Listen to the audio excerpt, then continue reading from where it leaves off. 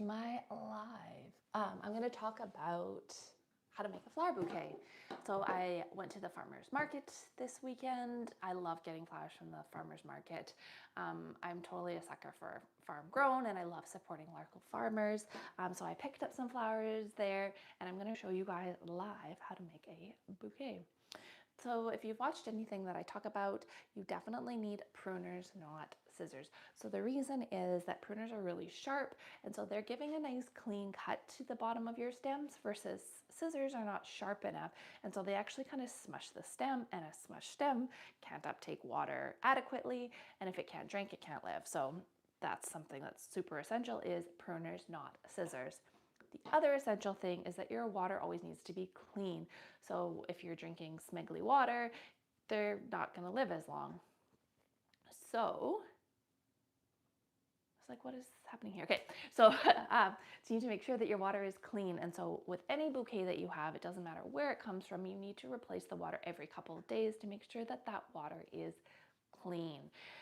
People ask me, do you need flower food? And you don't need flower food for your flowers to last a long time.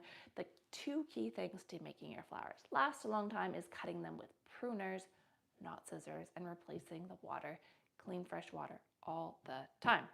So let's start arranging. So let's talk about what flowers. Hello, welcome. I'm showing guys how to make this bouquet of wildflowers that I picked up from the local farmer's market this weekend. So let's talk about flower types to start with. So this here is called Linaria. So this is Linaria when it's still fresh and green. Super cool thing about Linaria is once it dries, hi Ayasha, don't know how to say your name, sorry. Once it dries, these coatings actually like peel off and then it has like a beautiful silvery appearance to it, and people call them actually the money tree, but it gives amazing texture. So I bought that for inclusion in my little wildflower bouquet. Hello, Jared and Jax. So look, this is Linaria, or the money tree. And it actually grows wild here on Vancouver Island, which is where I live. Your voice is very slow. But you can't hear me. Oh dear. Do I not have my mic on? Let me check. Testing, 1, 2, 3. Yep, my mic's on. Okay. I'll talk louder. So this actually grows wild on Vancouver Island, and it's like grows in really a higher volume. So this grows like wild in Vancouver Island, and okay, people are saying this volume isn't high enough. Oh shoot. Okay, wonder if I take. My gosh, if I take this, I'll take my mic off. Okay, is this better? Can you guys hear me better there? If I'm talking like this? It's done. I don't know what that means. Okay, so this Linaria, okay, that's better? Okay, perfect. So Linaria grows wild on Vancouver Island, and it actually can grow in like rocky outcroppings, which is wild. So on Vancouver Island, which is in Canada, there is rock everywhere. And so on these rock faces, you'll actually find this Linaria growing, and then it turns into like these silvery pods, which are super pretty. So these are great for using in arrangements. I also have a couple different types of grasses here.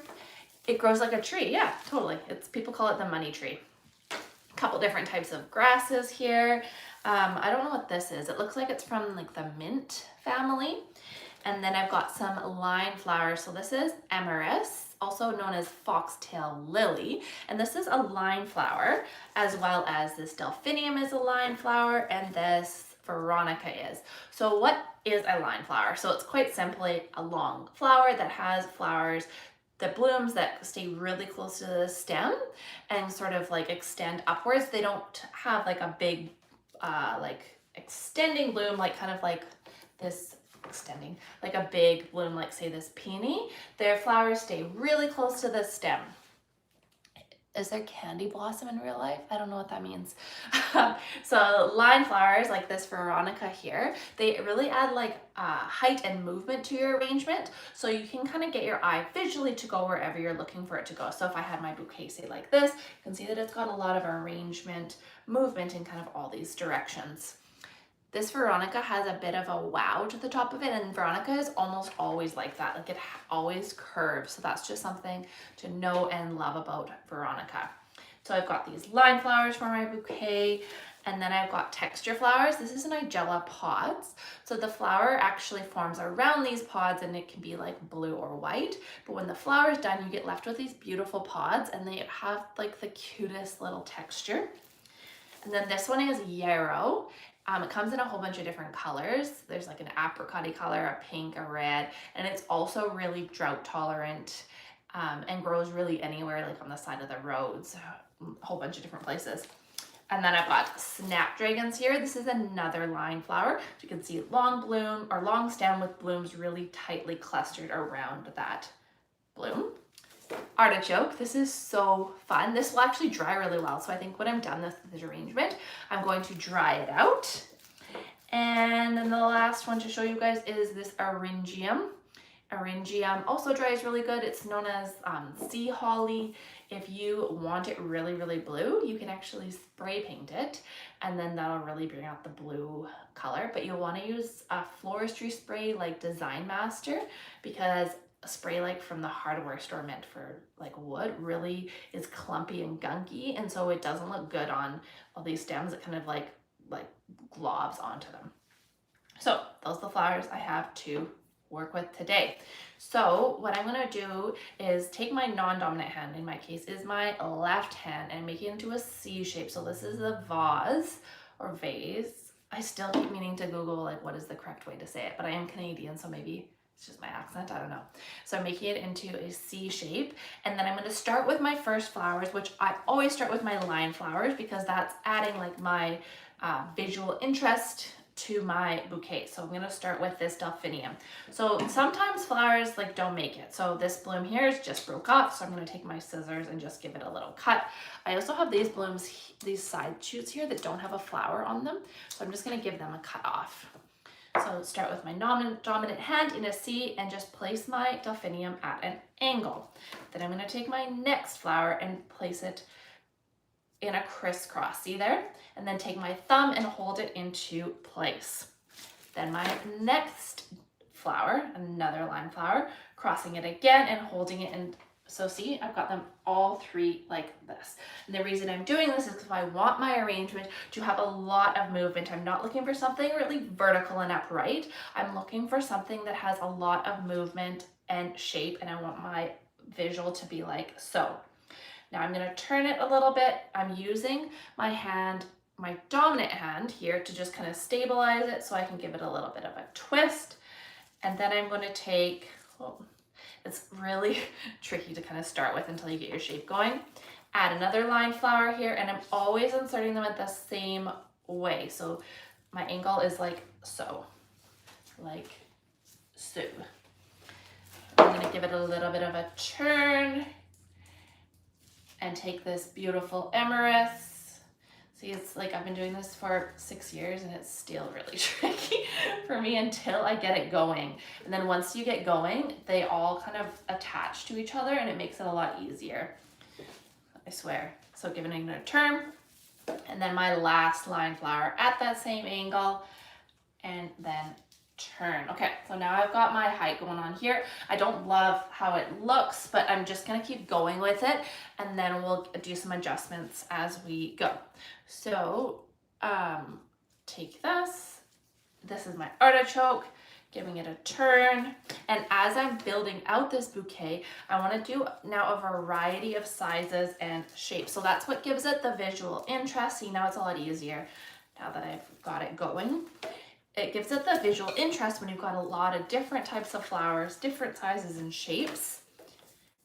If everything is the same height, the same flower profile, you don't get a really luxe looking bouquet. So that's why I've got the mix of, I've got only a tiny bit of greenery, but I've got a mixture of, there's texture flowers and these filler flowers, and like this minty, cool textury fillery thing, because that's where you really get that upscale looking bouquet. So see, now I've got it going. It's way easier, like that first part that I really struggled with. So see this one here, if I'm putting it, this artichoke, I was paying attention to you guys, not what I was doing. So if I put it here, I'd have them kind of looking like eyeballs. So I'm not gonna put that one there. I'm gonna do a grass instead and then save this yellow one to put on the other side. So that way I have more variety. I've got another delphinium that I'm gonna add in, and then just adding in all these flowers until I'm sort of happy of what it looks like. I'm gonna need to do adjustments here, but I'm just kind of getting the main structure put in place. So I'm gonna now take a step back, take a look at it, and I've got way too much congestion going on here like this. Artichoke here is hidden. So to get it out, I just give it a little, you have to kind of wiggle it because we've got this structure, this kind of structure going on. You can see the spiral shape where that kind of name comes from. But because of the spiral shape, these flowers have to be kind of shimmied out. So I'm gonna kind of trade hands so I can take a look at it. So I have nothing in the front here. It looks kind of vacant. So let's add in maybe another yarrow or my emeris down low because I don't want to have any sort of big gaps there. And then now I can pull up stuff. So this poor little delphinium isn't showcasing itself very well. So I'm just pulling it up. And you have to be really careful when you're giving them a pull and just kind of giving them a little bit of direction as to where I want them to go. So if I was making this for a bridal bouquet, it can really have one side because the bride is like holding it against their body. But if it's going into a vase, you want to make sure that it looks nice the whole way around. So that's why you kind of need to choose, is it going in front of somebody's body or is it going to be in a vase? So this one here, like I have my back pretty flat. I'm missing flowers here, but that would be fine if I was putting it for a bridal bouquet because that would be facing the bride's body. But then this side is where I need a flower. So maybe I might add in, I've got some peonies here. If I add it in though, I need to make sure it's going in that same direction that I set. So I can't, so all my flowers were going this way, right? So I do not want to go the opposite way because then it doesn't hold itself in place. So see there, the peony, that's much filling in that nice spot here. And then I put in my gelipod here. Woo! Okay, to fill out that front piece here. Like using the camera to tell what it looks like. So see, that looks a lot more like bridal-like. And then my back is pretty plain because I would just be putting that against her body. But look at this artichoke here. It's not showcasing itself. So let's pull that puppy up a little bit. Pull this one down a bit. So you can see there's a lot of like sort of finessing here to kind of get the look that I'm looking for. And I'm looking for a ton of movement. So that's why I'm pulling these kind of all up. And then this yarrow and these texture ones are really helpful for kind of filling in the gaps where I want my line flower to be really bold and beautiful and really extending out. Right here, I've got a gap where I don't have a flower. So I'm going to take my snapdragon and all my flowers are going this way, right? And so I'm going to put this snapdragon at the angle like this and just fill in this spot right here where I feel like there's not a flower. So how is that looking, folks? So folks on the call, what do you think? Or on the call, on my live, what do you think? Does it look complete or am I missing anything? I still feel like that could use another flower like right here. Let's see if I put my gelipod, if that helps. No, it really needs something like big. So maybe another snapdragon might do the trick. Let's try that. I think there's too much here, so now let's shove this one in. Yeah, I'm loving that. So what do you guys think? Think it's complete? So now if I'm happy with it. Nobody's telling me what they think, but I like it. So then to attach it, tie it off, we can use an elastic. I didn't bring an elastic. But you could use elastic or a zap strap to tie it off, and then you'll cut all the ends. So the reason they're all splayed like this is because I did it in the spiral technique, and you don't want to cut them too early until you're happy with it, because obviously if you cut them, you can't like remake this thing. So I might even just like look at it for a bit and kind of like evaluate, does it look complete to me? And then if you don't like it, you could always remake it, but you don't want to fiddle with it too much, because if you start pulling, like if you're really not happy with it, if you start fiddling with it and pulling on it, then you'll break flowers. So it's okay to adjust it like say 2%, but if you're like, oh, I don't like this here and this here and this here, like put it down and just restart, because you'll break flowers by fiddling it too much, because they are in this spiral design which really holds the stems in place. And so if you fiddle with it, it will break things. So then once you've got it to the height, the way you like it, I would cut the stems. So I'm gonna cut them off at kind of this height here. I'm not gonna do this here because this is not a bridal bouquet for me. I'm just gonna put it into my into my vase.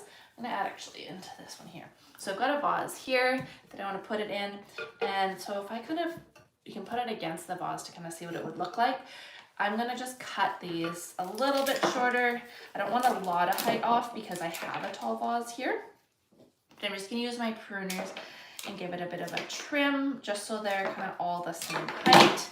And then oh, I got a weird grass at the bottom here. I don't know how that happened. Because it's spirally, you kind of have to use your fingers to like force it back in. These leaves, you do not want them to go into the water, because any water that has leaves in it introduces the possibility of bacteria to form. There we go. Ta-da! Okay, it's a little different in a arrangement rather than how I was holding it in my hand. So I don't love where this yarrow is now. I'm gonna move this yarrow up front. There you go. So this water in the vase needs to be changed every second day, because we don't want these flowers drinking dirty water. You can see I'm just wiggling them here, making sure that they are all in water and they're not like caught up against themselves, because if they're not in water, they obviously can't drink and then they will die.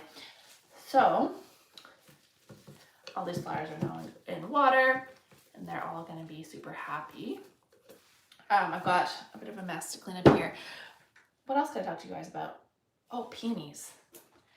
So peonies are beautiful, beautiful flowers, and they only are around for a very, very short time in the spring. These are the very last of them.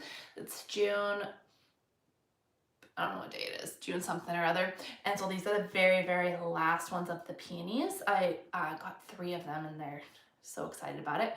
But something you actually can do with peonies, if you get them in the marshmallow stage, which is kind of this stage here. So you can see if I like squeeze them a little bit, they have a little bit of give to them. So that's called the marshmallow stage. This is already like blooming out. But if you get them in the marshmallow stage and then you wrap them in newspaper or craft paper and you put them in the fridge, do 1 craft paper roll per peony and you put them in the fridge, they will actually last, I've tried like up to 3 weeks.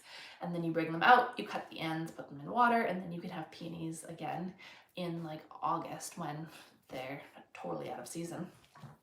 So there's a hot tip. To make all my flowers last longer, these have been in this water since yesterday. I'm going to give the ends a fresh cut with my pruners. I'm going to go over to the sink after and fill this with fresh water, but recutting the ends, make sure that the ends kind of get like a sap on the bottom. I don't know if you guys have seen that, but by cutting them off, that gives it like a fresh cut so they can freshly uptake water. So that will make them last longer. Also a hot tip is, so say these snapdragons, they're a couple days old. You can see like this one here is starting to get a little bit sad looking. So I'm gonna pull off any of the blooms that are not happy looking, because I don't want them to bring their friends down. So I mean, kind of joking, bringing their friends down, but for real, once flowers start to die, they like emit like a gas when they're dying. I don't know the correct term for it, but that makes all the other flowers die prematurely. And so take out any flowers that are dying or any blooms that are dying. And I'm taking off all these greenery. I should have done this before, but you know, life. And I just grabbed these for a demo, so it's not the end of the world. But we want our, wow, this flower talk. Yes, flower talk, that's what I'm doing here. So we want the flowers, because they're cut, they're like slowly dying, right? Which is kind of like dramatic, but we want the flower to concentrate on keeping the blooms as healthy as they can. And so we don't want them to concentrate on keeping like this greenery going, because we don't care about the greenery. And so that's why I'm pulling that off these snapdragons or any flower, so that way the flowers can just concentrate on these blooms. And I'm taking away any that are like starting to go bad, so the flower can concentrate on keeping like the ones alive, as many of the healthy ones as it can keep alive. So we're like using its energy towards where it's best suited. So now these are doing a lot better. Now we can cut the ends with the pruners, not scissors, because we want to make sure that we don't crush the stems in any way, and then give them fresh water, and that will help these last longer. And all this bouquet that I just made here live with you guys, the ends are all cut and they're in fresh, well, they'll be in fresh water in 2 minutes. So now these are gonna last the longest time possible. So there you go. I think I'm talked out. Okay, when I do the next one of these, what do you guys want to learn about? Who can tell me a topic? Because I want to make sure that I'm covering things that you guys want to talk about. So give me an idea and I'll do a live. Thanks for coming along.